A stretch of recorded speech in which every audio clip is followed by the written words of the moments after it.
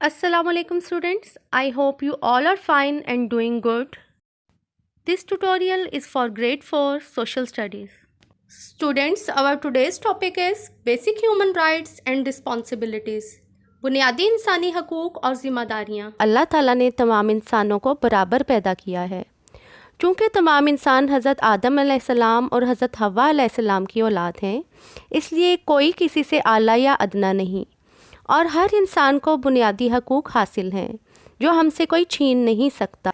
These rights are called basic human rights, जैसे खुराक का हक, लिबास की फराहमी, घर या रिहाइश का होना, हॉस्पिटल या मेडिकल फैसिलिटी और अपने प्यारों के साथ रहना। ये वो हकूक़ हैं जो इंसान होने की वजह से हमें हासिल हैं और इसी वजह से इन्हें इंसानी हकूक़ कहा जाता है।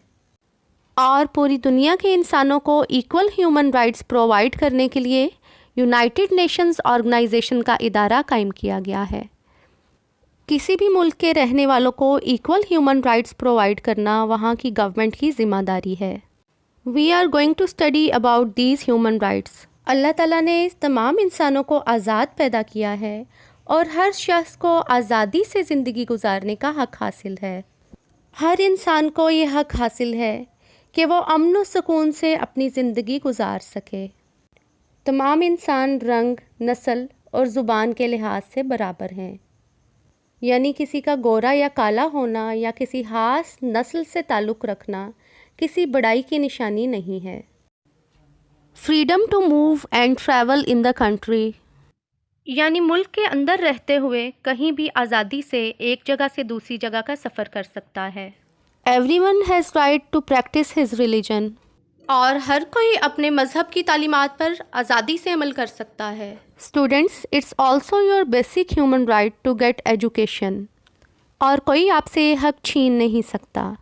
Freedom of writing and freedom of speech is also your right. अपनी मर्ज़ी की बात और अपनी राय का इजहार आप बोल कर भी कर सकते हैं और लिख कर भी। Justice is also our right. कानून की नज़र में अमीर और गरीब सब बराबर हैं और सबको एक जैसी और बराबर सज़ा मिलनी चाहिए। Students, let's discuss the responsibilities of citizens. Rights and responsibilities go together. Students, सबसे पहले देखते हैं कि ज़िम्मेदारियों और फ़र्ज़ का क्या मतलब है। किसी काम को दुरुस्त तरीके से अंजाम देने या मुकम्मल करने को ज़िम्मेदारी या फ़र्ज़ कहते हैं।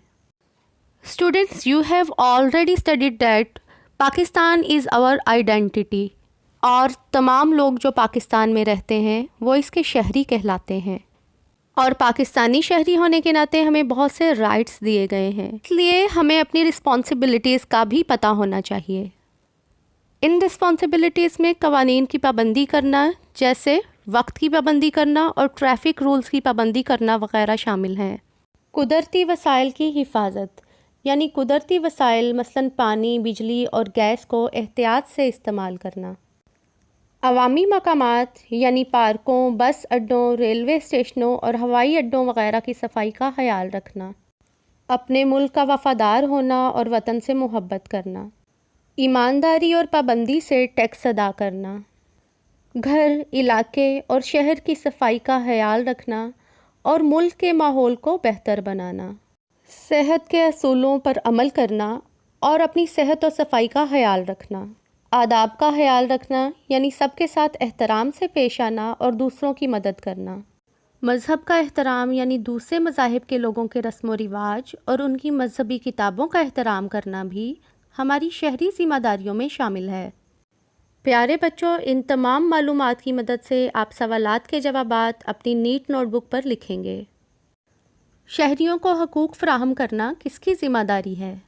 आप ख़ुद को और माहौल को कैसे साफ़ रखते हैं? क्या आप दूसरों के हकूक़ का ख्याल रखते हैं? कोई मिसाल भी लिखिए। और पाकिस्तानी होने की हैसियत से अपने 4 फ़राइज़ यानी ज़िम्मेदारियाँ लिखिए।